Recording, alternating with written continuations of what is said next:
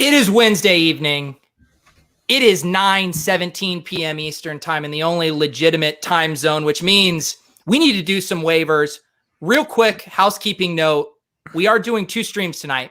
We're going to dip off a little before 10 p.m. Eastern. We're going to hop over, fire up a new stream on this channel. We are going to be drafting in the Q2, quarter two of the Fantasy Football World Series. We got lots of fun guests on that one. Curtis Patrick, Ben Gretsch, Davis Maddox, CD Carter. I don't know if all of them will be joining us for the stream. That will be happening directly after this. But Pat, we have a little business to do, but I feel like we're in good shape right now. We're in good shape. We had one of the best weeks we've ever had in our high stakes journey here, Pete. We have 8 teams across the FFPC and KFFSC portfolio. We went 8-0. Hell of a week. I believe this is one of the best weeks we've ever had in FFPC when you consider our entire portfolio. Yeah, for sure. And I mean, the teams are pretty strong too. There's, I believe, of the teams, 5 of them are currently in place to make the playoffs as we stand today. And another 2 are kind of right on the borderline. So the quad team with Hassan and Blair has some real work to do. But even that team put up about, I think, 150 points this week. So not a bad week there. I think we can – that team had Kittle. It's just had an insane amount of injuries, and it's kind of coming back together.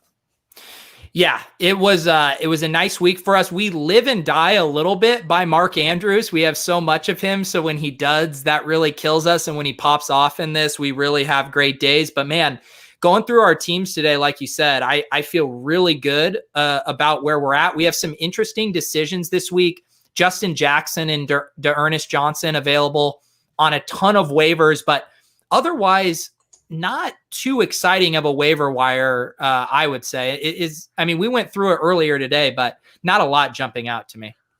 Not a ton. There's some other players that I think will be a little less popular. Tim Patrick's available on some waiver wires. Duke Johnson's out there on some. There's some of the tight ends have been dropped. So we're getting to a point in the season where there's obviously going to be the guys like D'Ernest Johnson, where no one was stashing D'Ernest Johnson, and he's available in pretty much every league. But a lot of the top pickups or the more interesting pickups are going to be guys that were dropped in this one specific league. So really going through and making sure you're not missing anyone in every league is important. Pete and I did that earlier this afternoon just to, go through and double check that there weren't guys. And there actually were a few guys in a couple leagues. I mentioned Duke Johnson, some of the tight ends out there, some of the stash running backs that we like are available. So yeah, come through. And it's something, Pat and I think we had a league last week where we didn't realize Christian Kirk was available, and we were both kind of beating ourselves up about that. And now that we're in the bye weeks, so we use the 4for4 league sync tool, which is great for seeing who's available in your league, who you have. However, you need to make sure to tab over to the rest of season rankings to view who's available in the league that might be on bye. Because if you're just looking, obviously, in the week 5 rankings, you're going to miss Detroit Lions. And who else do we have? Is it Packers this week? Packers. Yeah, you're going to miss those guys. So this is where it actually gets tricky. And Pat and I are now starting, a big thing we're thinking about, and I actually think this is an interesting conversation to have, is how much we're going to protect ourselves against COVID uncertainty at the onesie positions. How have you been thinking about that? Well, so the FFPC has made this permanent change now where they're going to have a Sunday waivers. And it does, to me, it makes me feel like we don't have to think too much about carrying a second quarterback. I had messaged you last week before the news came out that there was going to be a Sunday waiver period and said, we need to be carrying 2 quarterbacks every single week. We can't let the Friday waiver period go by and not have a second quarterback on the roster. I don't really feel that way anymore if I can hear about a positive COVID test, realize the game's going to be canceled, and at least scramble for a quarterback. It's probably prudent to have 2 quarterbacks on the roster when you're able to do so. And like we have right now in the main event that we drafted first, we have Justin Herbert and Teddy Bridgewater. It feels nice to have the safety there. But I think I don't want to just be designating a roster spot for a second quarterback all the time. And I think that Sunday waiver period allows us to not do so. Yeah, I might differ just a little bit from you on how comfortable I am. And, we were starting to look into, when are these tests actually occurring? When is the last minute that they would actually say, hey, we have a positive test and now this game is off? I mean, the photos are going around, right, from Monday Night Football with Stephon Gilmore hugging Patrick Mahomes after the game. And you're like, this is absolutely insane that this happened. To me, I feel like there's a little bit more risk. Now we have the Titans getting busted for having an unsanctioned practice outside of whatever the necessary protocols are. I just feel like this is going to get tighter and tighter, and that teams are going to feel more ownership on saying, wait, we did have this test come in. We actually can't play this game. So I'm still a little spooked about it. And I'm just worried about, like, what is the opportunity cost of, we're stashing, Benjamin and Darrington Evans. Is it really worth taking a 0 at a late scratch from a QB position to hold those guys? That's what I'm wrestling with. Yeah. Well, I mean, the scratch that you'd be taking, what you're talking about is something coming up between 10 and 1 on Sunday. So it is, I mean, you do have, like, I don't think there's really in this waiver period a need to make sure we have 2 quarterbacks. For sure. I think on Sunday, if we have a guy we can throw back, like a Darrington Evans type who is probably, due to this COVID issue, not going to play this week, is a fine Sunday drop for a quarterback, I think, or an extra tight end if you only have one tight end that week, just to protect yourself, because you're going to get Evans back. We're not going to learn anything new. He's not playing, assuming they don't play. But those types of guys, like if you have a kind of handcuffy running back type on bye and you want to throw him back to get that extra protection, I think that makes sense. But if there's a handcuff running back that would get has a ton of contingent value, and that could be unlocked in like 2 hours, I'm going to have a hard time throwing that back for, the protection you get from, a low end quarterback on the Sunday waiver run for, I think, still a pretty unlikely scenario just in that 3 hours you get a positive test. And just to make this clear, in case people missed it, because I think there was a lot of chatter about it last weekend when this went down, and my initial concern was like, this can't be a one-off thing. Like, this needs to be a regular thing if we're going to make this change. That's what they did. Starting this week, Friday's Fab is being moved to Sunday at 10 a.m. Eastern deadline for the rest of the 2020 season. I think that was a great decision by them, and it does free up people from having to use, if you're only carrying one quarterback and one tight end, which ironically, a lot of the grinders wouldn't do in the first place. That's something we have been doing. We have a lot of teams with just Kyler and Kittle, Kyler and Mark Andrews. This actually protects us more than the 4 condom wearer grinders. It's true. It's great for us. Yeah. And some of the grinders were very upset by it, which is also not surprising. So, I think for us, it's definitely good. We're always trying to get as much upside on the roster as we can. And you're sacrificing, even if it's scratch off lotto ticket guys like Jordan Wilkins. I like to have a Jordan Wilkins on my roster on Sunday. Like, if something happens, if Taylor has an ankle sprain and he's going to miss 3 weeks, Wilkins is, I think he profiles a lot more interesting than D'Ernest Johnson. D'Ernest Johnson probably tonight is going to go in the 150 to 250 range in most of these waiver runs, I would guess. I think Wilkins would probably go for like 300, or maybe scale down a little bit if it happens later in the season and everyone's out of money. But you get what I'm saying. That's a lot of potential value to throw back. So I'm always just trying to make sure we keep the upside on the roster if we can.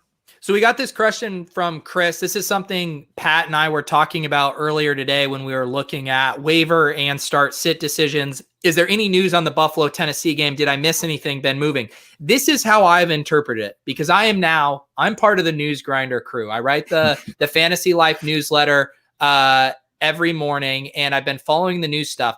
As I understood it, they need negative test cases for at least 3 days in a row before they can open up the facilities.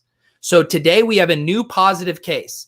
They were planning on practicing and opening the facilities today. That means the earliest they can open the facilities is Sunday. How is this game going to get played? I don't think it's going to get played this week. Now, the question is it a bye week shift thing, or there's been talk about the forfeiting. How I'm treating this for fantasy, as if this game is not happening this week. I am not counting on Stephon Diggs, not counting on Josh Allen, not counting on Derrick Henry, even though I don't have him on any teams except our Crack Rock team. We have him on a main event team. He is our Crack Rock team. But anyways, Pat, are you, am I being too alarmist by not banking on these guys? That's 100% the way to play it. You should treat your waiver wire run like the Bills and the Titans have a bye this week. That's, I think, the only way to play it.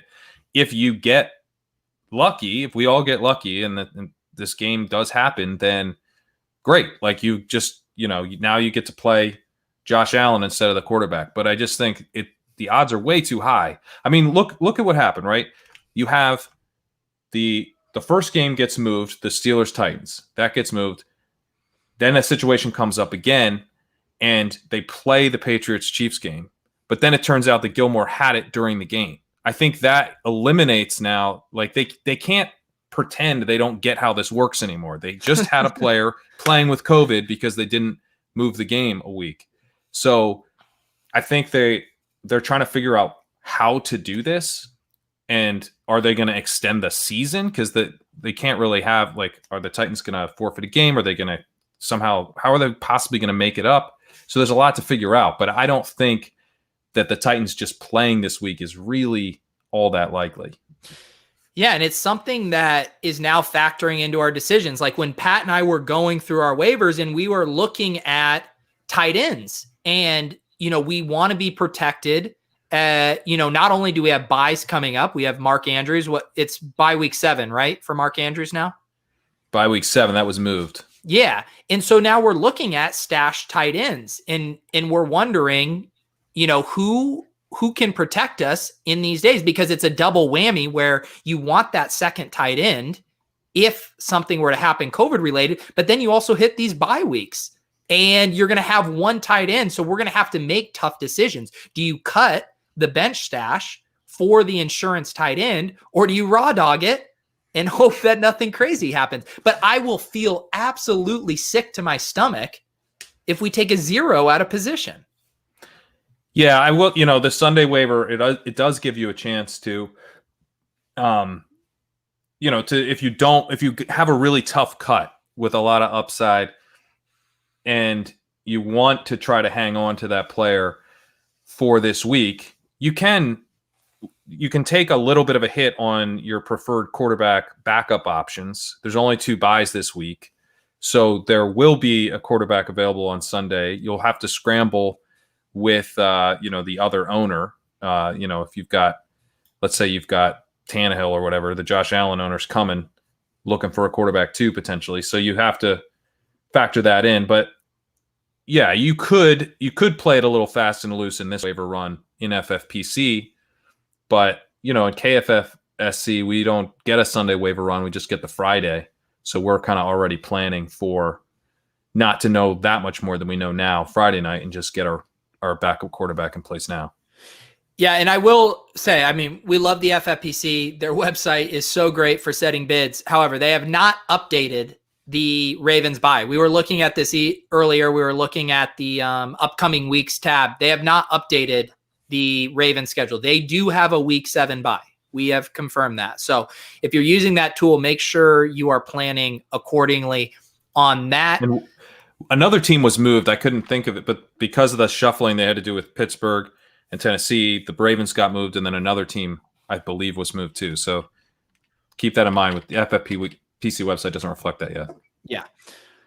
All right. So like we said, we only have about 25 minutes here until we are going to kick off that other stream. We're going to be drafting a best ball team for the next 4 weeks. That's part of the Fantasy Football World Series, a very cool concept where we're drafting quarterly under different formats, competing against some of the best in the world. But Pat, we have some waiver wire decisions we were going through. A lot of our conversations earlier centered around kind of team-specific context for how we value Justin Jackson, D'Ernest Johnson. Tim Patrick was a name that came up in a bunch of the leagues. How are you feeling about Justin Jackson and D'Ernest Johnson right now? Yeah, well, I also want to mention, can you check the Crack Rock bids? Because we put bids in, and then he messaged us saying we don't have anyone to cut, and I'm worried he just deleted all of our bids because he did have some bids in, and then he said didn't put any bids in this week, no one to cut. So I'm a little nervous. Oh, hang on. I have to log. I logged it in under your account, and I saw no bids, and I was like, "Oh shit!" But they are under my account, so let me. Okay. Anyways, you start talking. I'll double check. Yeah. So my initial reaction, and I talked about this on Stat Chasing, and I was talking to Davis in one of the Listener League threads on Twitter, and just going back and forth on Dearness Johnson and Justin Jackson, because Justin Jackson is a player that I was not that interested in the preseason, and one of the reasons that I was really interested in Joshua Kelly is because I thought Jackson was a pretty uninspiring draft pick. He only had 11 targets in 7 games last year, so he's a smaller back. He looks like the type of guy who might work really well in space. He was not used like that last year. And then he played 7 games. He was in all 3 games that Melvin Gordon didn't play. He only got, I believe, 1 goal line carry inside the 10 in that entire time. So, and that was during those 3 weeks when Gordon was out. He was losing goal line touches to Austin Eckler. Now you have Kelly come in, and he's taking that role from Eckler to a large extent. I don't think that Jackson will really threaten Kelly on the goal line unless Kelly keeps fumbling. That's the thing that could unlock Jackson's value. But still, I mean, Jackson, I think maybe a little bit oversold as a receiver because he didn't really show that at all last year. He did get 2 targets in this past game, so that was nice to see. 2 targets this last week. Kelly had 3.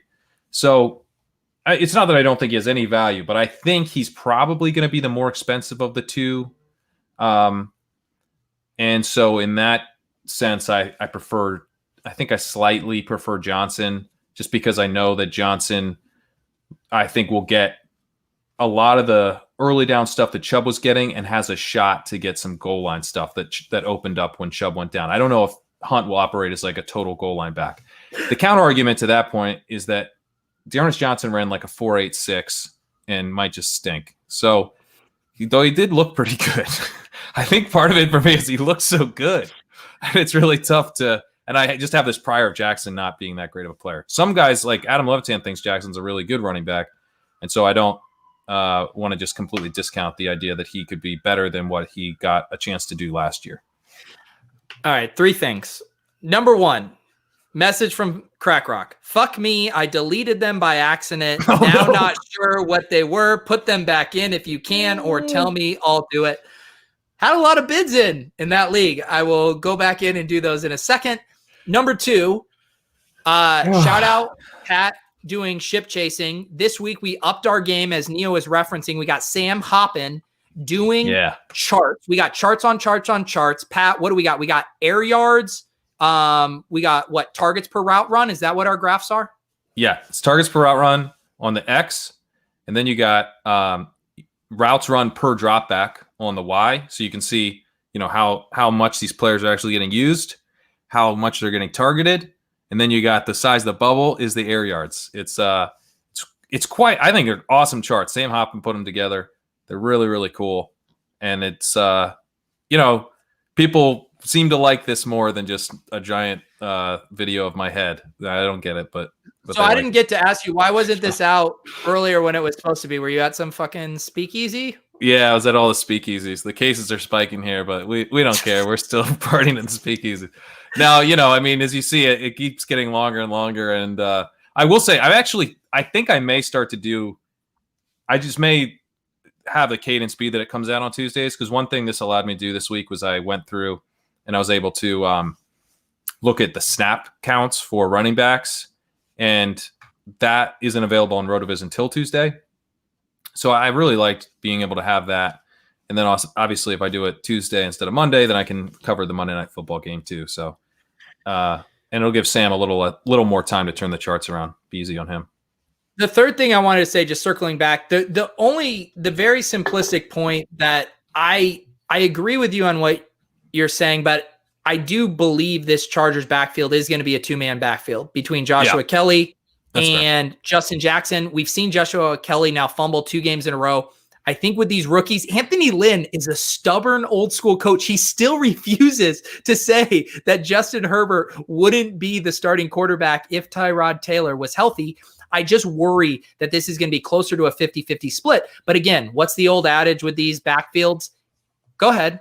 Well, I guess I'm the stubborn point. I don't disagree with you, but I actually wonder if stubbornness would work in Kelly's favor, not Jackson's. Kelly was the guy who iced Jackson. So, he would sort of be changing his mind. Like, I think he might be sticking with Kelly too long as he fumbles away the job. And, I don't know, maybe he just hates fumbles like all old school coaches. So, yeah, it will be interesting. I guess what I'm trying to say is I have a hard time envisioning it being anything wider than like a 60-30 distribution. Yeah. But again, what we've talked about in these backfields, you and me have been talking about it, about Ronald Jones and Keyshawn Vaughn. Like, those two can coexist together if they're the only people in the backfield.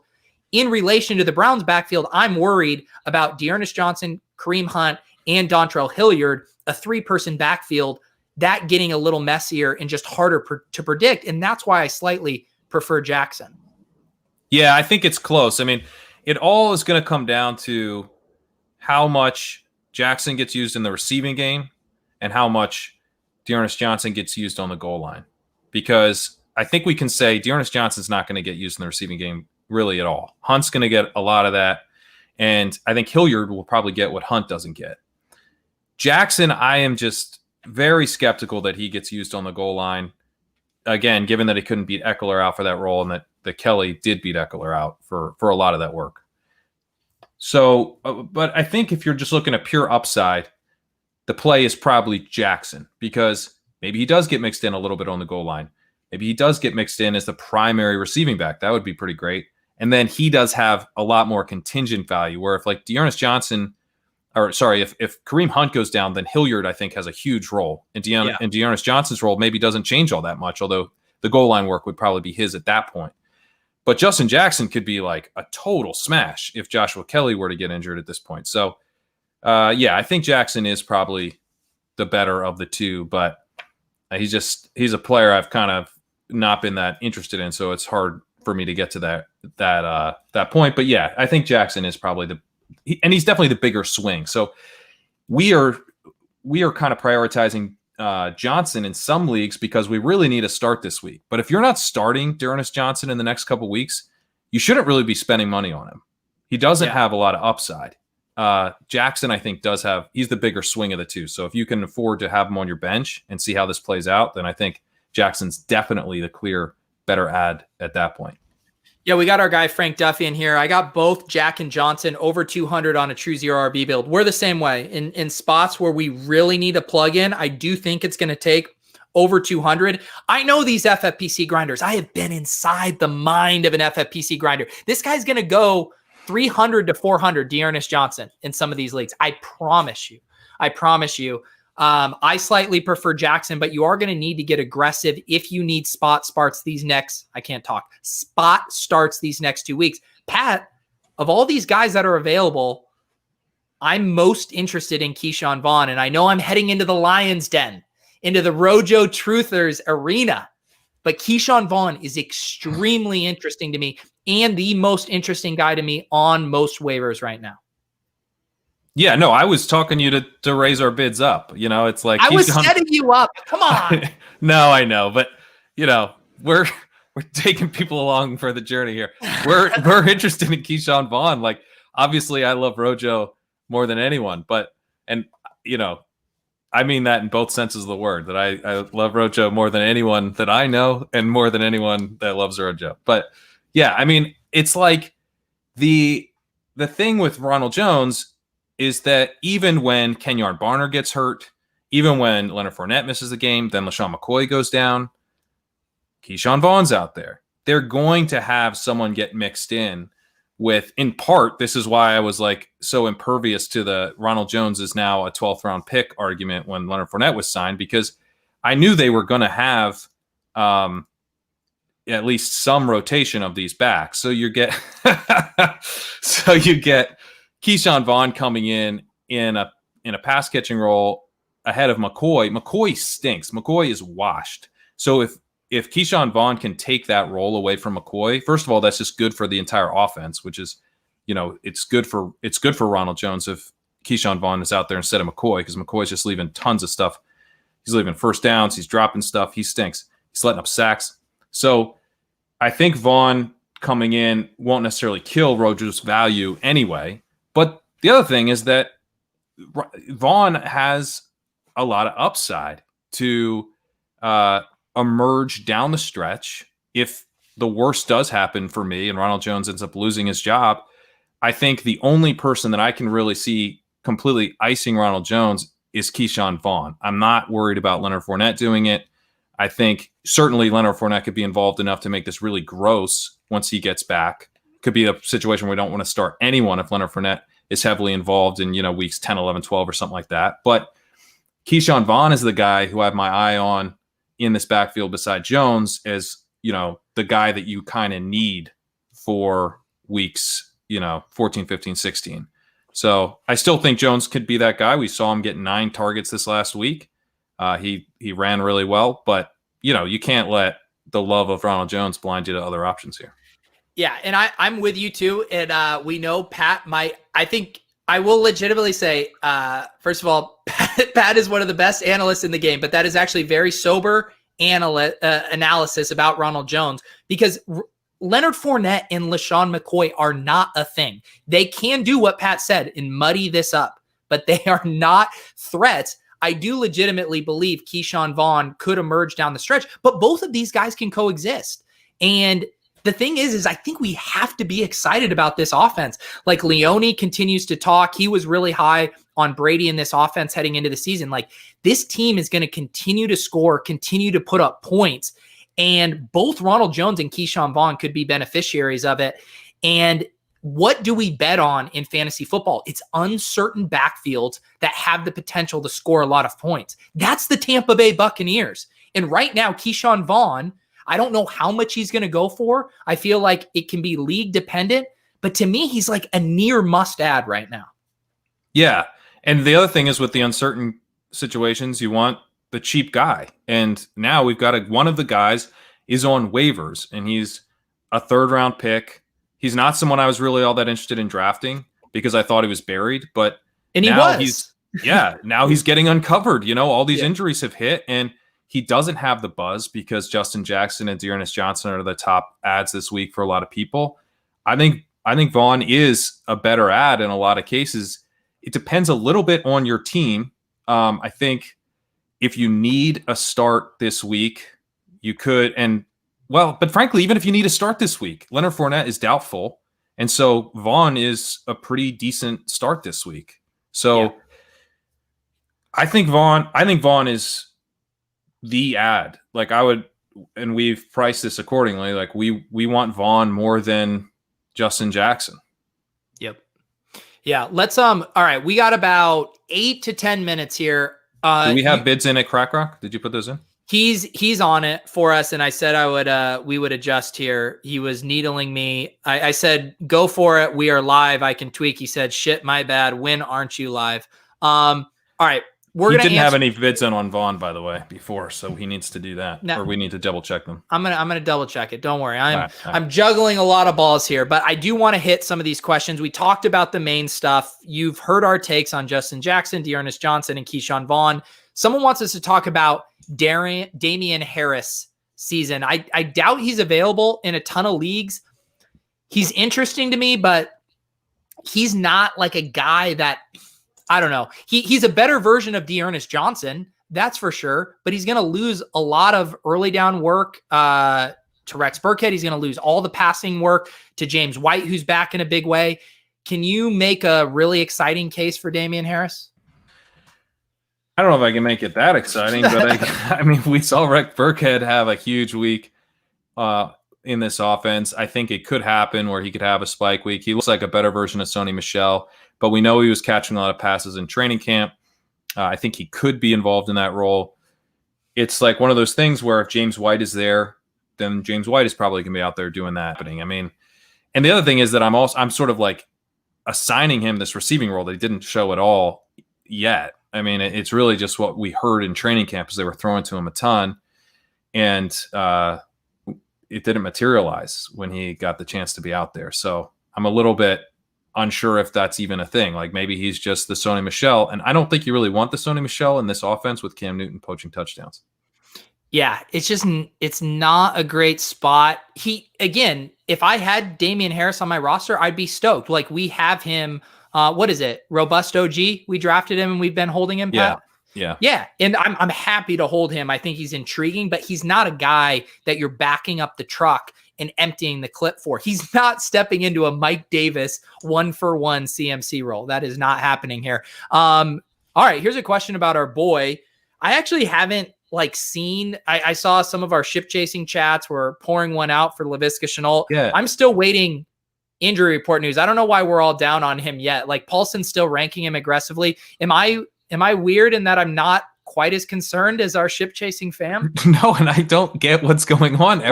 It's like spaced out too, where I'll get like another DM here that's saying like Viska's done, like he's dead in the ground, and it's like, what? He hurt his hamstring maybe during the game, and they haven't given an update. I keep looking for an update. I know on his injury. It doesn't seem like he was really badly hurt in this game, so I don't get it. I don't get it either. He was limited at practice today. Limited at practice. I mean, that's not ideal, but he practiced. I agree. We have dropped him from wide receiver 1 to a wide receiver 2. Chris Jesus play the highlight reel. Every time I see this like teary-eyed emoji, I furiously Google to find out like what happened. I'm like, oh, nothing happened. You guys relax. Another thing that happened was I saw someone was going on about how they saw some positives for the Bears, and they were talking about like in a PFF article. But I immediately was like, oh God, there's been Bears COVID positive tests. The word positive is ruined for me forever now. Yeah, it's we're all on pins and needles these days. I'm trying to think of any other interesting situations that are up right now. I mean, one other thing we were talking about today was kind of tight end ads. You know, Trey Burton is available in some leagues. Cameron Brate is available in some leagues. You know, most of our teams, we have a Mark Andrews, a Kittle. We're piecing it together. How are you thinking about these bottom tier tight ends? Are any of them interesting to you? And Eric wants us to talk about Tanyan as well. Yeah, Tanyan looks really good, but we'll get to him in a second. I think these bottom guys are the kind of bottom tier tight ends are pretty interesting. Obviously, OJ Howard going down, that really sucked to see. He'll be out for the season with a torn Achilles, but this opens up maybe targets for Gronk, but it also maybe opens up targets for Cameron Brate. If you add Cameron Brate on this waiver run in FFPC, you get a chance to see, assuming you don't have to start him, you can toss him back. So I think Brate is an awesome ad. I think he's kind of the tight end ad right now because you get that peek at him. And if his role spikes, which it totally could, I'm not sure if it will or not, but it's definitely on the table. And you kind of get a free look at it. And I don't think he'll be all that expensive to get. So he's someone that I really like this week. And then Trey Burton, I think, is quietly maybe the guy to own in Indy at the tight end position. Mo Alley Cox has been really interesting. I would really like if they gave him some more run. But what happened is Trey Burton came back, and he was actually running the most routes per dropback this week. And he got targeted at a pretty high rate. They need bodies, right? So, I mean, they've got Zach Pascal, T.Y. Hilton. They've had a ton of injuries. So if Burton is going to be like the tight end one in this offense, I think he should be pretty much free to add this week. He's a guy that I like a lot too. So, I mean, Tanyan's pretty much owned, but those two guys are floating out there, and I think you can pretty much get them for free. Yeah, the one thing that we were noticing with adding Burton that's a little tough is they have that bye week in week 7, right? And so that's a little tougher because you're now saying, are you going to carry a speculative take a peek guy through his bye week, which is a little tougher to do when we're going to be needing those roster spots, you know, for all different stuff. So that's something to consider. And this is the first week where Pat and I have actually really looked ahead to bye weeks to help inform some of our decisions there as well. Is X still in first place? Yeah, X is crushing it. Yeah, X is crushing it. However, what league was that, Pat? Was that the ship taking? Yeah, pull it up. He's still in first place. I will say, sorry. Oh, how did that happen? Yeah, What is this, your screensaver now? Yeah, it might be. I asked Pat, I sent him a message and I said, will you kill me if I use this? And he didn't answer my question. So I was like, all right, I guess I'm using it. Ship taking, I will say this, X is crushing, but this team that we have, you see us here right underneath X, Pat, this is probably the best team we have. I think so. Yeah. It's, I think it's 129th overall in the Football Guys Players Championship. So it's doing quite well. This was the team that you drunkenly reviewed. Yeah. You went to the wrong team there. You know what? It's because I'm not signed into your account and I don't have this one. Let me sign into yours. Okay. I'll go back off as I do this stuff. But this team it's filthy, man. We were hammered drafting this on a school night.